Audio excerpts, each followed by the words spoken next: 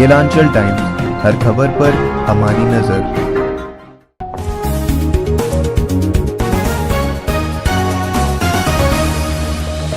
नमस्कार, स्वागत है आपका केलांचल टाइम्स में। मैं हूँ आपके साथ वंदना। ग्राम पंचायत को कुछ अधिकार मिले हैं जिससे गांव का विकास हो सकता है और ग्राम पंचायत का चुनाव होने वाला है। कहा जाता है कि लोकतंत्र में सबसे ज्यादा मुश्किल ग्राम पंचायत चुनाव ही है, क्योंकि क्षेत्रफल होते हैं कम और विरोधी होते हैं अपने ही। तो आइए देखते हैं खास पेशकश गांव की सरकार का। आपके द्वारा क्या क्या महत्वपूर्ण कार्य किया गया है? सबसे पहले मैं रमतपुर पंचायत के मुखिया प्रतिनिधि सुरेश माझी बोल रहे हैं।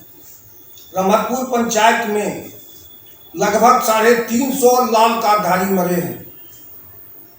लगता है कि मैं 349 आदमी को निश्चित रूप में मैं पैसा दिया हूँगा, जिसमें कि 100 से ऊपर को मैंने अपने पॉकेट से पैसा कभी रजिस्ट्री के साथ 3000 रुपया दिया हूँ। मेरे पंचायत में घूम करके देख लिया जाए कि लाल कार्डधारी शायद अगर कहीं 1-8% मिल जाए तो मैं नहीं जानता हूँ, लेकिन मैं अपने जानते जैसे मरते हैं तैसे मैं जा करके 3000 रुपया देता हूँ, जबकि कोरोना काल से सरकार की ओर से मुझे कभी अंत्येष्टि के तहत राशि नहीं मिलती है। पहला काम। दूसरा, मेरे पंचायत में इंदिरा आवास की जो भी राशि आवंटन की जाती है, पूरे पंचायत को चैलेंज के साथ मैंने डीएम तक के बैठक में मैडम बोली है कि मैं एक पैसा ना लेती हूँ और ना किसी ब्रोकर को लेने देती हूँ। बहुत बढ़िया। लगभग 400 के आसपास इंदिरा आवास आपके तहत दिया गया है? नहीं, मेरे तहत लगभग 193 और 147। अच्छा, ठीक है जी जी। इसके बाद मेरे यहाँ 1142 आदमी को शौचालय का पैसा दिया गया है। 1114 आदमी को जो शौचालय का पैसा दिया गया है, ना ब्रोकर 1 रुपया लिए हैं। मुखिया जी का पूरा दावा है कि 1 रुपया किसी भी शौचालय में पैसा नहीं दिए हैं। मेरे यहाँ चाहे वृद्धा पेंशन हो, विकलांग पेंशन हो, अगर पैसा है तो ठीक है, ना भी पैसा रहे तो कागज तक का पैसा मुखिया जी स्वयं दे करके उनका बिना पैसा का काम करवाते हैं। लगभग कितना वृद्धा पेंशन पास? वृद्धा पेंशन, वृद्ध पेंशन और वृद्धा पेंशन लगभग 750 आदमी का मैंने अपने कार्यकाल में किया। विधवा पेंशन? विधवा पेंशन मिला करके विधवा वही 33-34 गो है। और स्कूल सड़क नाले का कितना निर्माण हुआ होगा? देखिए, स्कूल नाले की जहाँ तक बात है तो असरगंज प्रखंड में रमतपुर पंचायत को सबसे कम सरकार की ओर से राशि की आवंटन की गई थी।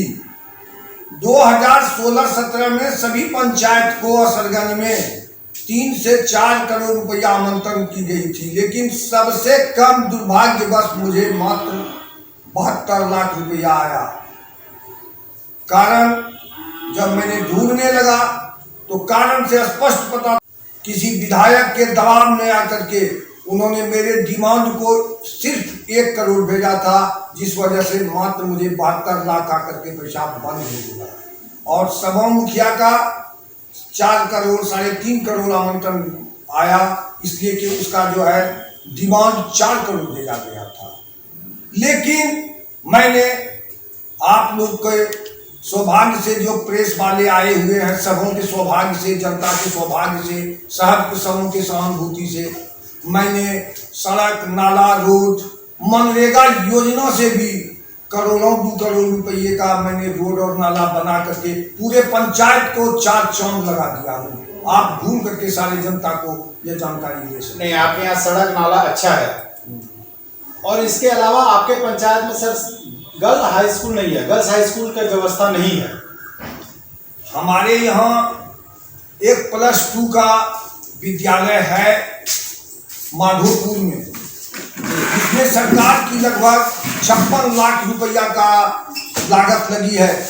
लेकिन मैंने सरकार को कई बार शिक्षा विभाग को दरखास्त भी लिख कर दे चुके हैं, लेकिन आज तक सरकार की आंख नहीं खुली है। उसमें अभी सुअर और बकरी जोड़ा जा रहा है उस 56 लाख की बिल्डिंग में। अगर आप चुनाव जीतते हैं दोबारा, जनता आपको सेवा का मौका देती है, तो क्या क्या महत्वपूर्ण कार्य करेंगे? या तो समय आने के बाद ही बताऊंगा, या मैं भविष्य के बारे में क्या बोल सकता हूँ।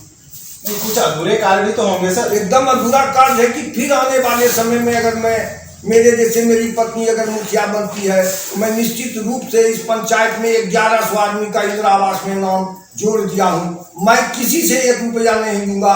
यह तो मैं 26 जनवरी और 15 अगस्त के दिन मैं घोषणा करता हूँ कसम खा करके। और मैं पूरे पंचायत को कहते हैं दावे के साथ कि कोई आदमी खड़ा होकर कह दे कि हमसे 1 रुपया घूस लिए हैं।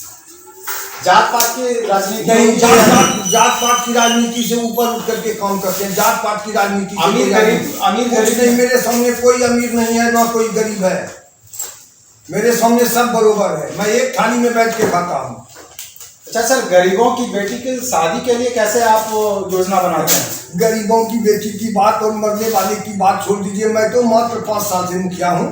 इसके पहले 2006 से मैंने पूरे रमतपुर पंचायत में जो गरीब आदमी मेरे यहाँ शादी के समय और मरने के समय आते थे 1000 से 1500 रुपया जरूर देते थे। कोरोना काल में मैंने अपना पैसा से 85,000 रुपया का चावल, दाल, आलू और नमक बांटे इस कोरोना काल में जी। और 6 लाख रुपया कोरोना काल में मुझे पैसा नहीं मिला। सर, कोई ऐसा कार्य जो आप नहीं कर पाए जिसका आपको मलाल है, वो इस बार आप जीतने के बाद करेंगे? नहीं, ऐसा कोई मलाल नहीं है। अगर ऐसा पैसा कम होने के बाद भी मैंने अपनी हिम्मत से मन लगा के कार्य को करते रहा और आप लोग के सबों के सहयोग से मैं आगे बढ़ते गया। जनता सबों की मालिक है, जनता ही मालिक होता है। उसमें प्रेस वाले या सब जो भी आदमी है मुझे सहयोग सबों का मिला, जिसके चलते मैंने आगे कदम कभी पीछे घूम के नहीं देखे हैं अभी तक। सर, यहाँ के युवाओं के लिए रोजगार की कैसे व्यवस्था करते हैं? नहीं, यह व्यवस्था हम नहीं कर पाए हैं। इसका मलाल है आपको? अब इसका मलाल होने से क्या होगा? पंचायत स्तर में ऐसा कोई काम नहीं है जिससे कि हम कर सकते हैं। सर, मनरेगा के साथ क्या बच्चे बाल पढ़े लिखे होते हैं, मट्टी काटने वाले बच्चे तो होते नहीं हैं। मैंने मजदूर को तो काम मैंने दिया। जब 3 करोड़ का काम किया मनरेगा का तो मजदूर को काम देने में मजदूर को काम मिला है। जनता से इस बार क्या अपील करना चाहेंगे सर? जनता से हम अपील करते हैं कि एक बार फिर पुनः मुझे मौका दीजिए। इस मौका का फिर देखिएगा आप लोग। फिर से विश्वास पे आप खरा उतरेंगे? विश्वास की खरा उतरने के लिए आप जाइए, यहाँ से बगल में 10 कदम है, 100 फीट के दूरी पर जाइए। आज 60 वर्ष से ये लोग रह रहे थे बिहार सरकार की जमीन पर, आज तक पर्ची नहीं मिला था। और अभी यहाँ पर जमीन है 12 से 15 लाख रुपया कट्ठा। मैंने 44 कट्ठा जमीन मैंने अपनी गाड़ी में तेल भरा करके मुखिया जी आम सभा में पारित करके सीओ, DCLR, ADM और DM से सबसे मिल करके मैंने रसीद कटवा करके इन लोगों को देने का 25 घर को काम किया है। 44 कट्ठा जिसका कीमत है 7 करोड़ है और 7 रुपया मुखिया जी नहीं दिए हैं। पूरा 50,000 रुपया मैंने तेल भरवा के काम किया है। क्या नाम है सर आपका? मेरा नाम सुरेश मांझी है। मुखिया प्रतिनिधि? मुखिया प्रतिनिधि, पंचायत रमतपुर। केलांचल टाइम्स, हर खबर पर हमारी नजर।